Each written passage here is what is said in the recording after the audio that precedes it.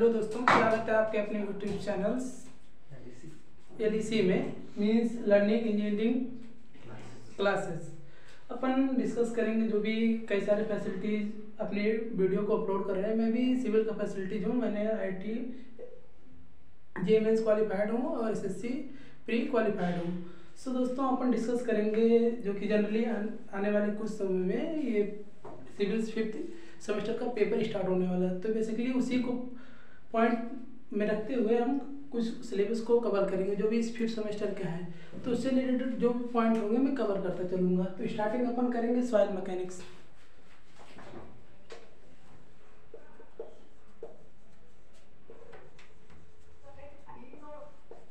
अपन देखेंगे soil mechanics. दोस्तों, soil mechanics क्या होता है अपन देखेंगे। पहले मैकेनिक्स और सॉइल में डिफरेंस क्या होता है। सॉइल्स मतलब होता है मिट्टी या मृदा। अपन देखेंगे मृदा। सॉइल दोस्तों क्या होता है, मृदा। मृदा क्या होता है, स्टार्टिंग में अगर इसको मैं बेसिकली अगर क्लासीफाई करना चाहूँ कि कोई अगर रॉक है, सपोर्टेड कोई रॉक है। रॉक मतलब दोस्तों चट्टान है। अगर कोई बड़ा सा चट्टान है वो छोटे छोटे पार्ट में कन्वर्ट हो रहा है। अगर कोई चट्टान से अपन ले रहे हैं, कोई चट्टान वो किसी एजेंट के द्वारा अगर छोटे छोटे पार्ट में ये कन्वर्ट हो रहा है तो ये कन्वर्ट हुए पार्ट को अपन क्या बोलेंगे दोस्तों, सॉइल्स। इस कन्वर्ट हुए पार्ट को अपन क्या बोलेंगे, सॉइल्स। ये क्लियर होगा। बट अपन देखेंगे मैकेनिक्स। मैकेनिक्स क्या होता है दोस्तों, मैकेनिक्स मतलब होता है किसी भी चीज़ का मैकेनिक्स अगर पढ़ने से मतलब force and their effect. Mechanics means होता है force and their effect. Means कि किसी चीज़ का मैं अगर मैकेनिक्स पढ़ रहा हूँ मतलब सॉइल्स मैकेनिक्स पढ़ रहा हूँ तो सॉइल पे लगने वाले फोर्स और उसका इफेक्ट। मैं कहने का मतलब मैं अगर सॉइल को भी कंसीडर कर रहा हूँ, मैं इस पर कोई फोर्स लगा रहा हूँ या न्यूटन का मैं फोर्स लगा रहा हूँ तो इस फोर्स की वजह से इस सॉइल पर होने वाले इफेक्ट का मैं अध्ययन करूँगा। ये मेरा क्या रहेगा, soil mechanics. I hope basic concept आपको क्लियर होगा। तो अपन इसका बेसिक कॉन्सेप्ट क्लियर किया है। मैं देखूंगा डेफिनेशंस कैसे आप क्लासीफाई करो, डेफिनेशंस को कैसे आप क्लियरिटी लाओगे, क्योंकि आपको सेमेस्टर्स में लिखना है दोस्तों। तो इसी के बेसिस पे अपन इसको डिस्कस करेंगे।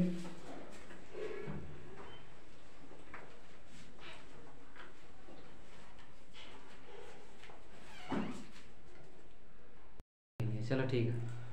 तो अपन जो बेसिक फंडामेंटल्स है वो क्लियर किए हैं। सॉइल मैकेनिक्स होता क्या है, सॉइल्स मीन्स होता है मृदा और मैकेनिक्स मतलब फोर्स एंड देयर इफेक्ट। मतलब मृदा पर लगने वाले बल और उसके प्रभाव का अध्ययन करना ही मेरा सॉइल मैकेनिक्स कहलाता है। अब पर्पज मैं देखता हूँ दोस्तों, पहले इसका मैं एक डायग्राम ड्रा करता हूँ। जनरली रॉक्स क्या होता है, रॉक्स मीन्स होता है चट्टान। क्या मैं लिखना चाह रहा हूँ हिंदी, रॉक्स मीन्स दोस्तों चट्टान। ये चट्टान क्या होते हैं, कई सारे बड़े पत्थर, ऐसा समझ लो पत्थर होते हैं, बहुत बड़े पत्थर होते हैं जिनकी साइज बहुत बड़ी होती है। सपोर्टेड मान सकते हैं 380 mm वाले जो होते हैं उसको रॉक्स में कंसिडर अपन करते हैं अकॉर्डिंग टू सॉइल्स। मैं इसको क्या करता हूँ, किसी एजेंट के थ्रू मैंने रॉक्स पढ़ा, रॉक्स मतलब होता है चट्टान। मैं इसी किसी एजेंट के थ्रू, एजेंट मतलब ले रहा हूँ, एजेंट के थ्रू इसका क्या करता हूँ, डिकम्पोजिशंस करता हूँ। डिकम्पोजिशंस मतलब क्या होता है, रॉक्स को तोड़ना, एक से अधिक पार्ट में तोड़ना ही डिकम्पोजिशंस कहलाता है। मतलब रॉक्स का एक से अधिक पार्ट में टूटना ही डिकम्पोजिशंस कहलाता है। फिर इसका मैं करता हूँ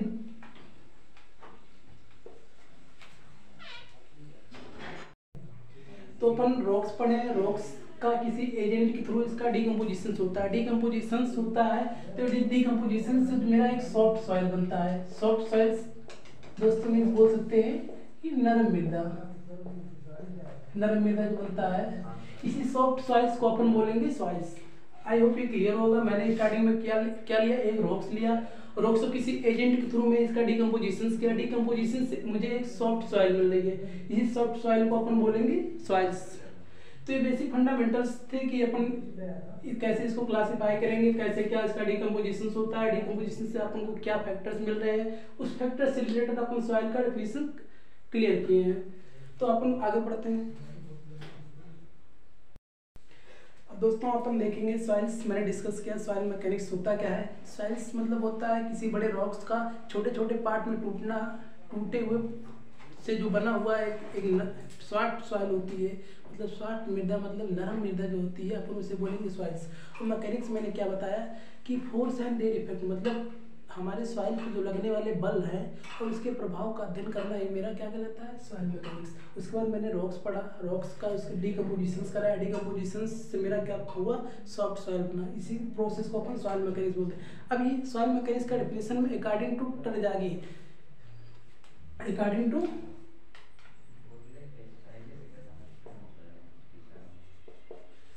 टरजागी के अनुसार अपन इसको अगर क्लासीफाई करना चाह रहे हैं, इसके बेसिस पर अगर इसको डिफाइन करना चाह रहा हूँ मैं, तो कैसे डिफाइन करूंगा दोस्तों। इसके बेसिस पर अपन डिफाइन करेंगे तो सबसे पहले अपन रॉक कंसीडर करेंगे। रॉक्स क्या होता है, मैंने बताया ना, बड़े चट्टान जो होते हैं इसकी साइज बहुत बड़ी होती है, उसे अपन रॉक्स बोलेंगे।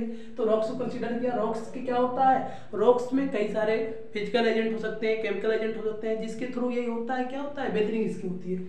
यहाँ मैं लिख सकता हूँ physicals plus chemical agent. Rocks, physical और केमिकल्स। और फिजिकल मतलब होता है क्या दोस्तों, ऐसा चीज जो अपन को दिखे, ऐसा कोई, जैसे मैं कह रहा हूँ कि यहाँ एक बल्ब बना रहा हूँ, बल्ब हो रहा है, यहाँ बल्ब से एक तार कनेक्ट कर रहा हूँ, यहाँ स्विच लगी, स्विच को मैं ऑन करता हूँ, बल्ब मेरा जलता है, ये मेरा एक टाइप का फिजिकल इफेक्ट हो गया। और केमिकल इफेक्ट ऐसा कि उसमें अगर मैं कुछ कर रहा हूँ तो कुछ नया प्रोडक्ट बने। फिजिकल मतलब ऐसा होता है दोस्तों कि कुछ नया प्रोडक्ट अपने को नहीं मिलता है, बट केमिकल के प्रोसेस में अपन को नया प्रोडक्ट मिलता है। ये दोनों में डिफरेंस होता है फिजिकल और केमिकल एजेंट में। इसके थ्रू इसका क्या होता है, डीकम्पोजिशन होता है, इसका डीकम्पोजिशन होता है। डीकम्पोजिशन सेम वही प्रोसेस होता है, सॉफ्ट सॉइल अपन को मिलता है। इसी सॉफ्ट सॉइल को अपन क्या बोलेंगे, टरजागी अकॉर्डिंग सॉइल्स। अब अपन दोस्तों पढ़ते हैं फाउंडेशन इंजीनियरिंग। फाउंडेशन मींस होता है न्यू।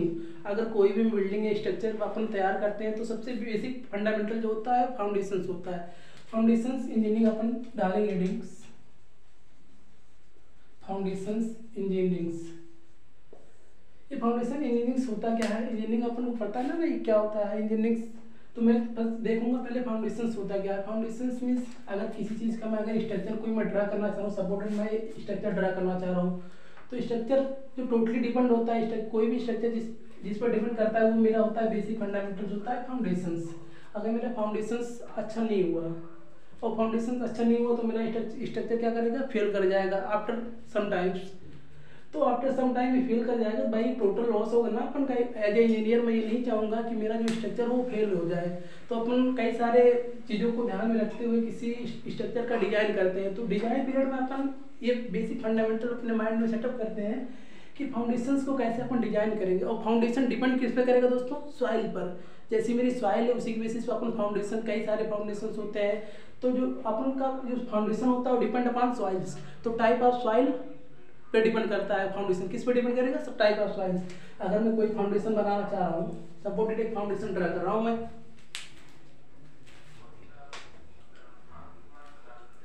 दोस्तों एक फाउंडेशन में ड्रा करना चाह रहा हूँ बेसिक सा।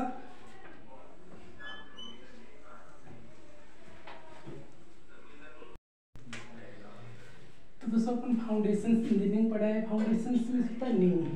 न्यू क्या होता है, किसी स्ट्रक्चर का जो मेन पार्ट होता है उसे अपन न्यू बोलेंगे। जो सबसे नीचे वाला पार्ट होता है अपन उसे न्यू बोलेंगे। जो अपन प्लिंथ लेवल मतलब बोल सकते हो जमीन के तल से नीचे होता है उसे अपन न्यू बोलेंगे। तो ये मैं स्ट्रक्चर ड्रा करना चाह रहा हूँ फाउंडेशन का, उसी बेसिस पे मैं क्लासीफाई करूँगा क्या कैसे होता है। तो मैंने सबसे नीचे वाला जो पार्ट होता है इसे बोलेंगे कंक्रीट ब्लॉक। ये दोस्तों क्या होता है, कंक्रीट ब्लॉक, इसे बोलेंगे कंक्रीट ब्लॉक।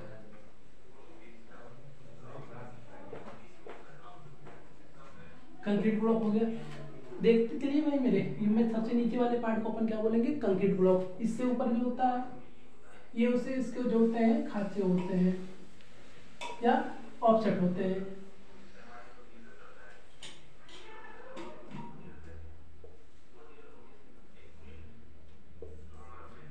ये मैं एक फाउंडेशन ड्रा किया हूँ जनरली ऐसे आपको समझाने के लिए। तो बेसिक फंडामेंटल मेरा था फाउंडेशन इंजीनियरिंग। फाउंडेशन मैंने बता दिया किसी भी स्ट्रक्चर का जो मेन मतलब नीचे वाला सबसे पार्ट होता है, इस पर टोटल लोड डिस्ट्रीब्यूट होता है, उसे अपन फाउंडेशन बोलेंगे।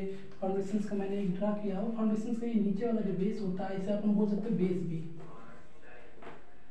आधार बोल दो, इसे दोस्तों हम बोलेंगे आधार। इसी आधार पर जो टोटल लोड होता है स्ट्रक्चर का डिस्ट्रीब्यूट होता है, इसी आधार पर टोटल लोड डिस्ट्रीब्यूट होता है। तो इसे अपन बोलेंगे कंक्रीटिंग करते हैं, इसलिए इसको कंक्रीट ब्लॉक बोलते हैं। ये इसका ऑफसेट होता है, ऑफसेट को बोलते हैं खसका, हिंदी में इसको बोलते हैं खसका, ऑफसेट। ये जो मैं कर रहा हूँ, यहाँ से कुछ स्पेस छोड़ा हूँ, यहाँ से कुछ स्पेस छोड़ा हूँ, इस स्पेस को छोड़ने को प्रोसेस को अपन बोलेंगे ऑफसेट। नीचे वाला क्या है, कंक्रीट ब्लॉक, स्पेस को छोड़ने वाले प्रोसेस को ऑफसेट बोलेंगे। यहाँ भी एक ऑफसेट हो रहा है, यहाँ भी ऑफसेट। यहाँ भी देखता हूँ दोस्तों, ये जो सबसे ऊपर वाला ये जो होता है, इसे अपन क्या बोलेंगे, प्लिंथ लेवल। इसको क्या बोलेंगे, प्लिंथ लेवल। सबसे ऊपर वाला प्रोसेस प्लिंथ लेवल। यहाँ अपना जो होता है जीएल, जीएल मतलब ground level, GL ground level. अब ये स्ट्रक्चर को मैं एक बार फिर रिकॉल करा रहा हूँ। अपन सबसे नीचे वाले पोर्शंस को क्या बोले, कंक्रीट ब्लॉक। कंक्रीट ब्लॉक के ऊपर दोनों साइड मैंने कुछ कुछ जगह छोड़ दिया है, उसी जो जगह को छोड़ रहा हूँ उसको हिंदी में खसका बोलते हैं दोस्तों। इंग्लिश में आप बोलना चाहोगे तो ऑफसेट बोलोगे, ऑफसेट बोलोगे। क्लियर। तो मैंने एक बार यहाँ का कुछ जगह छोड़ा हूँ, एक बार ऊपर छोड़ा हूँ, 2 खसका लिया हूँ।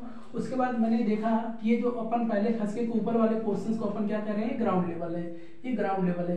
तो अपन एक चीज दिमाग में माइंडसेट में फिट करेंगे कि जो ग्राउंड लेवल से नीचे वाला होता है वही अपन का बेसिक फाउंडेशन होता है। ग्राउंड लेवल से नीचे वाले ये पोर्शन जो होते हैं इसी को अपन फाउंडेशन बोलते हैं। इसी पर जो मेरे पूरे स्ट्रक्चर का लोड इतने पर ही आता है, जो ग्राउंड लेवल से नीचे वाले पोर्शन पे टोटल स्ट्रक्चर का लोड आता है। और ये जो होता है दोस्तों प्लिंथ लेवल, और ये जो होती है इसकी हाइट होती है, प्लिंथ लेवल की हाइट होती है, कुछ भी आप एच कंसीडर कर सकते हो। और ये जो ऊपर मैं ये लिया हूँ, इसका मतलब होता है कि मैं कोई अगर स्ट्रक्चर बना रहा हूँ, वाल है ये सपोर्टेड, कोई वाल है, वाल मतलब दोस्तों होता है दीवार। दीवार दीवार क्या है, अभी प्रोसेस में है, मतलब अभी काम चल रहा है इसका। ये जो साइन कन्वेंशन है ये बता रहा है कि अभी अंडर प्रोसेसिंग है, अभी पूरा कंप्लीट नहीं हुआ है दीवार। तो आई होप ये फाउंडेशंस जो बेसिक फंडामेंटल था वो क्लियर हुआ होगा।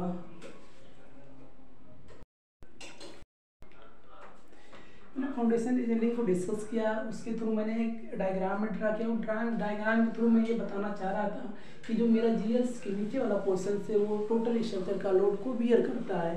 अब मैं देखता हूँ किसी भी फाउंडेशन की बेरिंग कैपेसिटी मैं कैसे फाइंड आउट करूँगा, या बेरिंग कैपेसिटी होती क्या है। तो देखेंगे दोस्तों बेरिंग कैपेसिटी क्या होती है।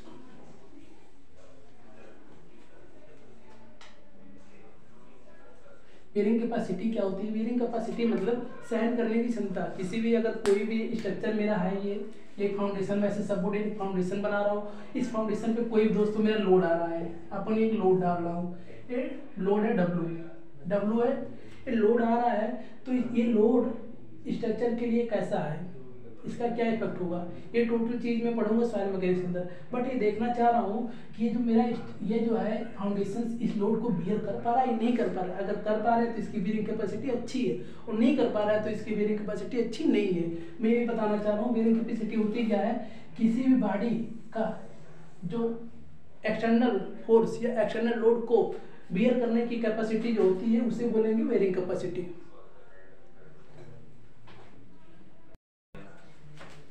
तो मैं बेरिंग कैपेसिटी की डिस्कस कर रहा हूँ दोस्तों। फाउंडेशन इंजीनियरिंग में बेरिंग कैपेसिटी का बहुत बड़ा रोल्स है।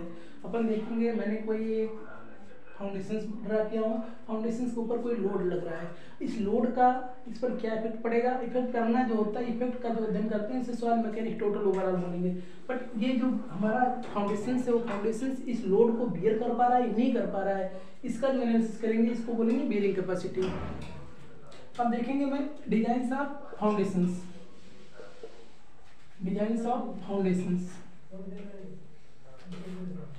ये डिजाइन ऑफ फाउंडेशन दोस्तों किस पर डिपेंड करता है। अब कोई मैं डिजाइन कर रहा हूँ तो जाहिर सी बात है डिजाइन करने के पहले कई सारे फैक्टर्स को अपने माइंड में सेटअप करना पड़ता है कि वहाँ की सॉइल्स में, सॉइल इंजीनियरिंग पढ़ रहा हूँ तो सॉइल्स के मैं देखूंगा कि अगर मैं फाउंडेशन ड्रा कर रहा हूँ तो सॉइल्स मेरी कैसी है। सबसे पहली बात सॉइल मेरा कैसा है, मतलब मृदा कैसा है, मतलब यहाँ फाउंडेशन बनाने लायक है मृदा या नहीं है। अगर नहीं है तो मैं इस सॉइल को कंसीडर नहीं करूँगा, अगर है तो सॉइल कंसीडर करूँगा। और फिर देखो डिजाइन क्या होता है, डिजाइन मतलब होता है, इसका इंग्लिश हिंदी होता है दोस्तों अभिकल्पन।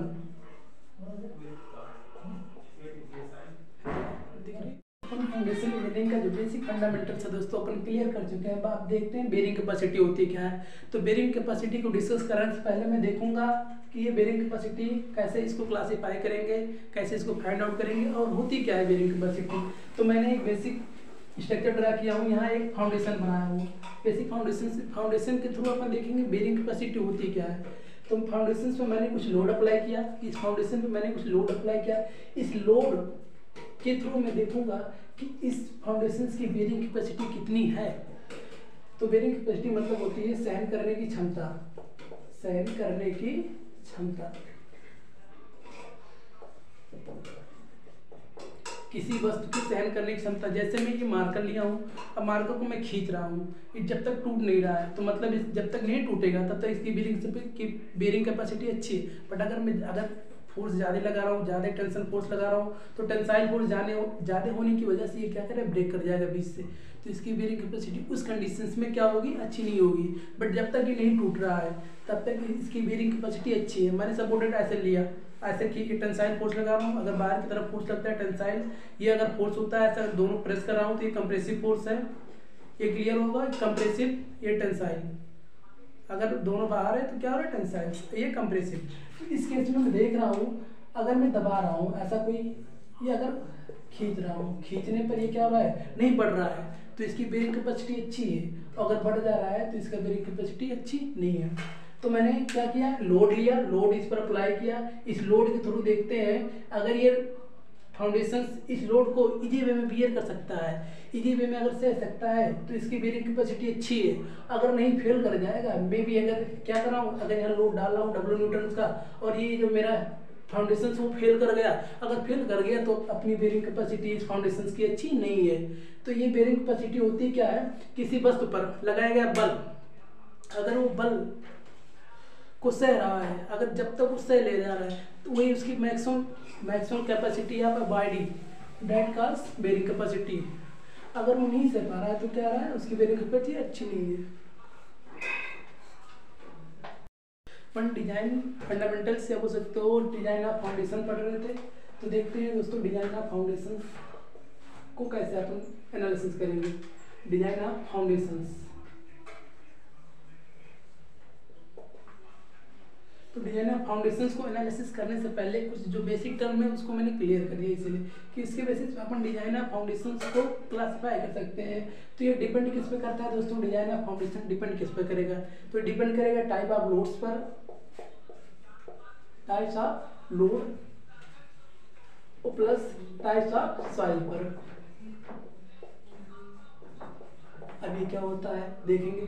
तो मेरे कहने का मतलब है किसी भी फाउंडेशन का मैं डिजाइन कर रहा हूँ तो सॉइल पर डिपेंड करेगा ना भाई। अगर मेरी सॉइल अच्छी नहीं होगी तो मैं वहाँ फाउंडेशन अपना नहीं बनाऊंगा, अगर मेरी सॉइल अच्छी है तो फाउंडेशन में वहाँ बनाऊंगा। और टाइप ऑफ लोड क्या होता है, अगर लोड मेरा जो फाउंडेशन से उस लोड को बियर कर ले रहा है तो क्या कर रहा है, मेरा जो बेरिंग कैपेसिटी अच्छी है। तो इसी के वजह से मैंने ये बोला है कि किस पर डिपेंड करता है, डिजाइन ऑफ फाउंडेशन पहले टाइप ऑफ लोड्स पर डिपेंड करेगा और प्लस टाइप ऑफ सॉइल पर डिपेंड करेगा। कई सारे लोड होते हैं टाइप ऑफ लोड्स में, जैसे अपन देखेंगे पहला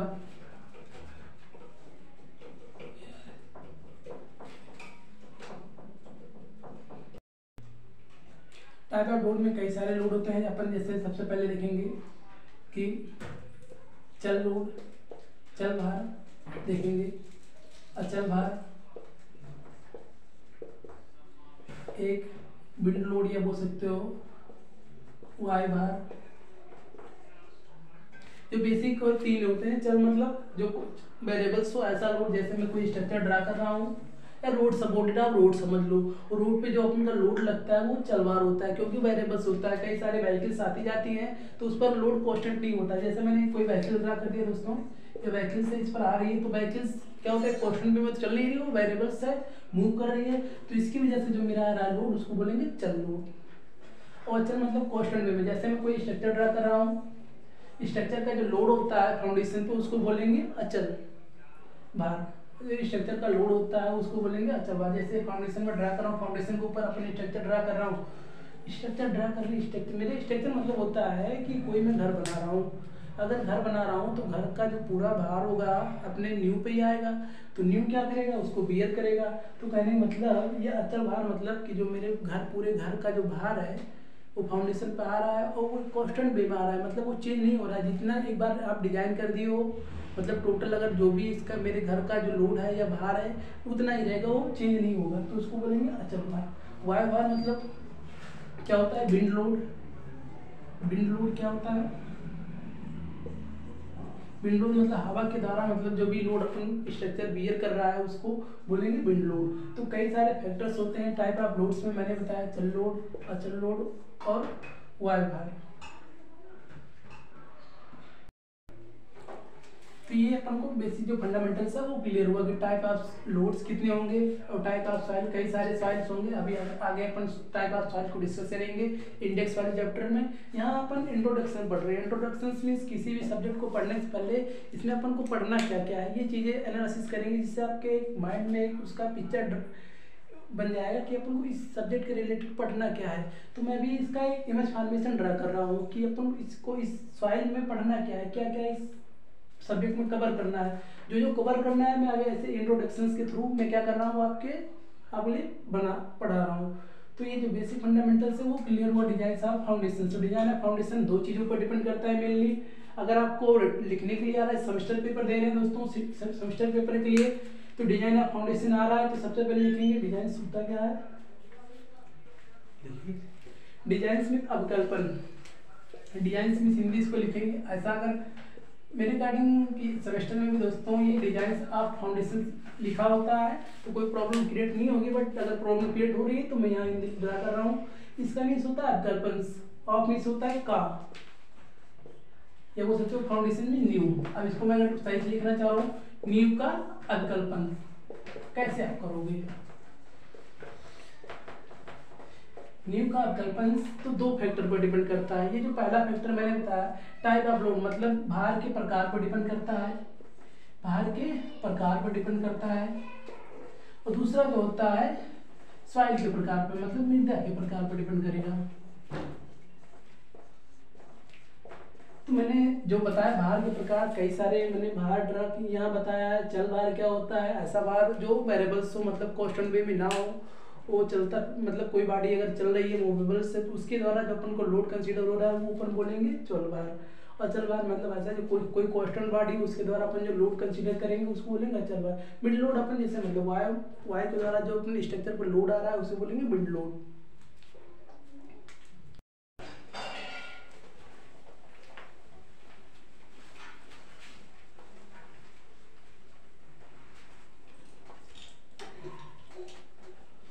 डिजाइन ऑफ फाउंडेशंस क्लियर कर चुके हैं। आप देखेंगे कि ये टाइप ऑफ फाउंडेशंस, दोस्तों मैं टाइप ऑफ फाउंडेशन को डिस्कस करूंगा।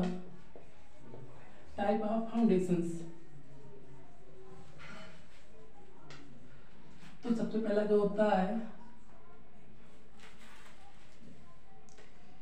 फाउंडेशंस में अपन दो फाउंडेशंस को कंसीडर करेंगे। सबसे पहला होता है शैलो फाउंडेशंस और दूसरा होता है डीप फाउंडेशंस।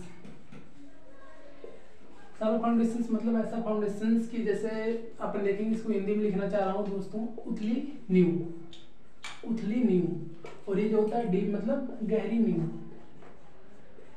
मैं फाउंडेशंस को डिस्कस कर चुका हूँ, फाउंडेशंस होता क्या है। तो फाउंडेशंस के प्रकार को देखूंगा। तो पहला प्रकार इसका क्या है दोस्तों, उथली नींव। दूसरा प्रकार दोस्तों जो है वो गहरी नींव। अब उथली नींव को मैं अगर डिफाइन करना चाहूँ कैसे इसको बता सकते हो कौन सी नींव मेरी उथली नींव है, तो इसके बेसिस में मैं इसके डेप्थ एंड विड्थ के ऊपर डिपेंड करता है। ये किसी भी फाउंडेशंस की जो क्लासिफाई या बोल सकते हो डिफाइन किसके बेसिस पे कर सकते हैं, उसके डेप्थ और विड्थ के ऊपर। डेप्थ क्या होता है, मतलब इसकी गहराई क्या होती है, और इसकी चौड़ाई बोल सकते हो अपन। तो अपन इसको अगर क्लास डिफाइन करना चाह रहा हूँ कि मेरी ये उथली नींव होती क्या है। उथली नींव दोस्तों जैसे मैं कोई अगर फाउंडेशन ड्रा करना चाह रहा हूँ, ये फाउंडेशन में ड्रा करना चाह रहा हूँ, इस फाउंडेशन की जो चौड़ाई है, ये चौड़ाई दोस्तों अगर सपोर्टेड चौड़ाई जो है इसकी गहराई की इक्वल, मतलब बोल सकते हो चौड़ाई इक्वल है गहराई के या कम है। डिफिनेशन क्या होगा, इसकी जो चौड़ाई है उसकी गहराई की इक्वल है या कम है, मतलब बराबर है या कम हो, तो इस नींव को अपन क्या बोलेंगे, उथली नींव। मैं फिर से एक बार बताना चाह रहा हूँ। ये सबसे पहले मैंने बताया उथली नींव क्या होती है। उथली नींव मतलब ऐसी नींव कि जिसकी चौड़ाई उसकी गहराई के बराबर हो या उससे कम हो, उसकी गहराई के बराबर हो या उससे कम हो, उसे अपन बोलेंगे उथली नींव या शैलो फाउंडेशंस। आई होप ये क्लियर होगा। तो अपन दूसरा जो है डीप फाउंडेशन उसको डिस्कस करेंगे। डीप फाउंडेशन दोस्तों कैसे इसको डिफाइन करूंगा। डीप फाउंडेशन सेम प्रोसेस है, इसका अपोजिट मैंने यहाँ बताया क्या है, उथली नींव इसकी चौड़ाई जो है उसकी गहराई से कम हो या इक्वल हो, ये कंडीशन बनता है। इसका अपोजिट अगर देखेंगे तो ये डीप फाउंडेशन होता है। इसकी जो चौड़ाई होगी उसकी गहराई से कम होगी, चौड़ाई उसकी गहराई से क्या होगी, कम होगी, गहराई से कम होगी। इस केस में अपन का जो फाउंडेशन तैयार होता है उसको बोलेंगे डीप फाउंडेशंस।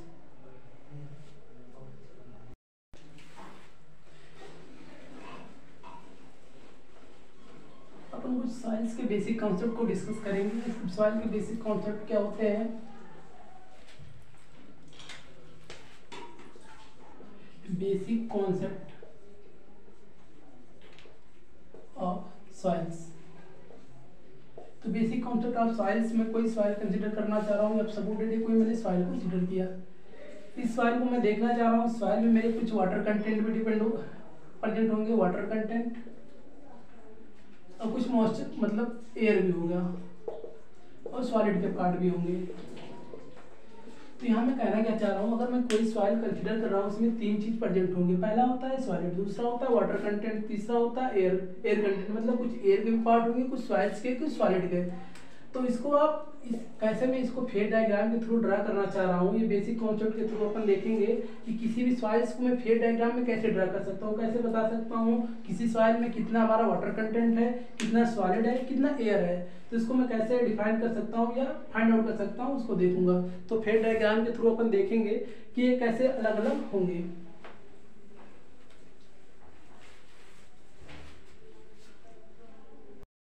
तो मैंने यहाँ एडिंग डाली है basic concept of soils. Basic concept of soil में मैंने क्या डिस्कस किया कि कोई भी सॉइल्स होगा उसमें तीन चीज़ें प्रेजेंट होंगी। पहला जो चीज़ होगा वो मतलब पहला जो कंटेंट होगा वो एयर कंटेंट होगा, एयर के कुछ पार्ट प्रेजेंट होंगे। दूसरा जो होगा दोस्तों वाटर के कुछ पार्ट प्रेजेंट होंगे। तीसरा जो होता है सॉलिड के पार्ट प्रेजेंट होंगे। इन चीज़ों को मैं कैसे एक फेज के थ्रू मतलब एक डायग्राम के थ्रू कैसे ड्रा कर सकता हूँ, इन चीज़ों को मैं रिलेट करूँगा। तो मैंने एक कोई सॉइल्स कंसिडर किया, इसका मैं फेज डायग्राम ड्रा करना चाह रहा हूँ। मैंने सॉइल कंसीडर किया और सॉइल में ये कुछ पार्ट मैंने इसको सपोर्टेड इतना मान लिया मैंने सॉलिड है, ये अपना क्या है सॉलिड है, ये दोस्तों क्या है सॉलिड है। और इससे कुछ पार्ट मैंने कंसीडर कर दिया वाटर, और ये मैंने सपोर्टेड मान लिया एयर। अब आप ये भी पूछ सकते हो भाई मेरे सॉलिड नीचे क्यों है, क्योंकि आप तीनों में कंपेरेबिलिटी कराओगे सबसे ज्यादा वेट किसका होगा, सॉलिड का होगा। इसलिए अपन जैसे जैसे वेट है उसी के रेशियो में मैं रख रहा हूँ, वेट सबसे ज्यादा किसका होगा सॉलिड का, तो इसलिए इसको नीचे ड्रा कर रहा हूँ। इससे ज्यादा वेट किसका होगा वाटर का, इसलिए इससे ऊपर है। सबसे कम वेट किसका होगा एयर का होगा, तो इसलिए मैं सबसे ऊपर इसको ड्रा कर रहा हूँ। तो ये फेज डायग्राम के थ्रू मैं इसको क्लासिफाई कर सकता हूँ कितना एयर है, कितना वाटर है, कितना सॉलिड है। तो देखना चाह रहा हूँ ये क्या है मेरा सॉलिड पार्ट है, सॉलिड है, ये वाटर है दोस्तों, ये एयर है। तो अपन टोटल अगर मैं वेट के टर्म में कंसीडर करूँ तो टोटल मैं W ले रहा हूँ, कैपिटल W, ये टोटल वेट के टर्म में टर्मोलॉजी में कंसीडर कर रहा हूँ। टोटल सॉलिड का वेट कितना है यहाँ लिखना चाह रहा हूँ, total weight of soils W, capital W, total weight of soils capital W है। और यहाँ वैल्यूम के टर्म में अगर कंसीडर टर्मोलॉजी ले रहा हूँ V, total volume of soils, total volume of soils V। ये अपन को क्लियर होगा, आप इसको ड्रा कर सकते हो। मैं क्या इसको मिटाना चाहता हूँ, तो मैंने टोटल वेट कंसीडर किया है किसी सॉइल्स का, वो W है। Total weight of soils, total weight of soils capital W लिया है। अब total volume of soils, volume of soils अपन लिए हैं B, ये कैपिटल V है।